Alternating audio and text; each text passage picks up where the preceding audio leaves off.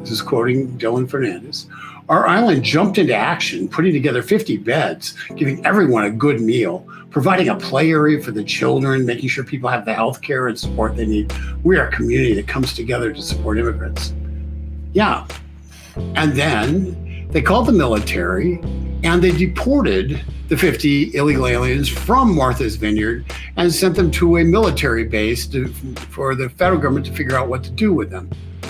Folks, that's the opposite of what the sanctuary cities say they want. The sanctuary city, actually, the definition, it refers to municipal jurisdiction. That's what they are.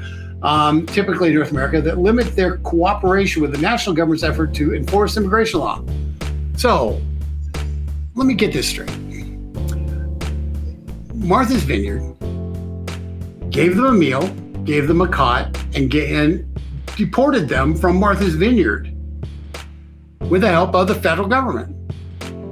I don't know. That's a different definition of sanctuary city. And if that was done in Del Rio, Texas, it would be called a vast human rights violation. If it's done in Austin, Texas, or San Antonio, or anywhere on any of the border cities in the border, it would be decried by the left. But apparently, if you happen to have Barack Obama living on your island, you can define a sanctuary city any way you want to.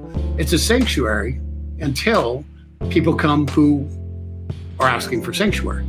So Ron DeSantis really showed the light in terms of what's really happening, the hypocrisy of the left, the hypocrisy of these so-called do-gooders who want the rest of the country to pay the price of all the costs of mass open borders without bearing any of it themselves. And that's even being slightly discomforted. The reason this matters, and I know this is kind of old news, but the reason it matters is one of the things that the Republicans have had a hard time doing because they've avoided all issues is reminding people of what actually is going wrong in this country. And so people overwhelmingly in this country, they support an immigration policy. They don't support an open border. They can have compassion for people who are coming across the border, who are escaping poverty and hardship. You can have compassion for people, but that doesn't mean that you just eliminate all rules as it relates to coming into our country. And so, and yet the Republicans have had a hard time getting any media attention on this issue, even though we've had record numbers of people coming into our country illegally over the last year and a half. So it's a massive problem. It's beyond anything. The Border Patrol's overwhelmed, deliberately so, and our border's overrun.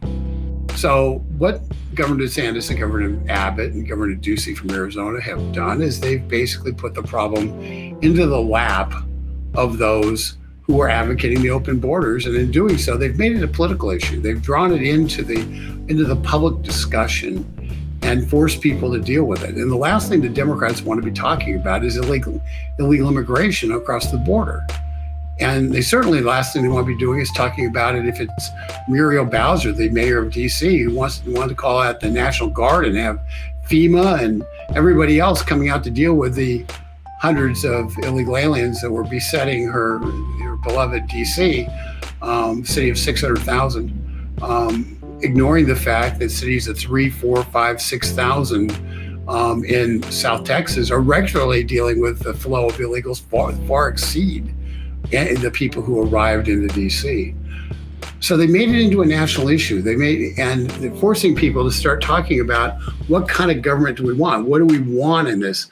And unfortunately, one of the things that people in Washington, D.C. is trying to do is they forget that there is a way that Congress can fight this.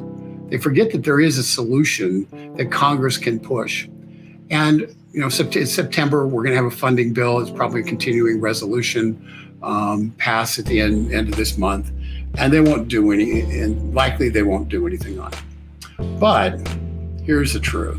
Truth is, if the Republicans in the Senate said, we're going to finish the wall, And we're going to compel Joe Biden to finish the wall. You specify exactly where the wall needs to be finished. You can do all the specs for what needs to be done. You can essentially compel Joe Biden to spend a certain amount of money on finishing the wall. Okay, they can do that, and Joe Biden has to comply. They could say, we're going to force the administration to engage in the return to Mexico policy, and say we deny all funds for this and for various other things unless this policy is instituted, and we see a significant decline in illegal immigrants coming across the border. They could increase the number of border patrol that are deployed along the border, and they could decrease the number of IRS agents. Those are all things that they can do because Congress has the power of the purse. And while they won't do it more than likely between now and the end of the fiscal year, which is September 30th, they'll likely kick the can. And we would hope they'll kick the can to February or March of next year. This is more likely they'll kick it to December 10 or so. And then we'll have to fight this battle again in December. But they have the power simply by saying, if you don't engage, if you don't deal with this problem and other problems, we're going to not deny you the funds to run your agency. We're going to deny you funds to do stuff you want to do. And a simple amount of basic strategy and a basic willingness to fight on the Senate side, because all the leverage is on the Senate side. The Democrats need to get 10 Republicans to vote for the funding bill in order to pass it. They need 60, not 51. Kamala Harris doesn't come to play on this. So they need 60 votes to pass it. That means they need 10 Republicans. So ultimately, the Republicans have leverage to try to compel the Biden administration to take rational efforts to end illegal immigration, if they want to. And I would say, if deportation is good enough for Brock's Island, Martha's Vineyard, then deportation needs to be good enough for America. Hugh Pemberton, you've got an interesting question. I wanted to show it. It has nothing to do with this, but is there any way to figure out, find out how I voted for president last election? I really want to know if somebody used my name. Okay. Hugh, you cannot find out who anybody voted for, okay? That's confidential information, but you can find out if they have it down that you voted.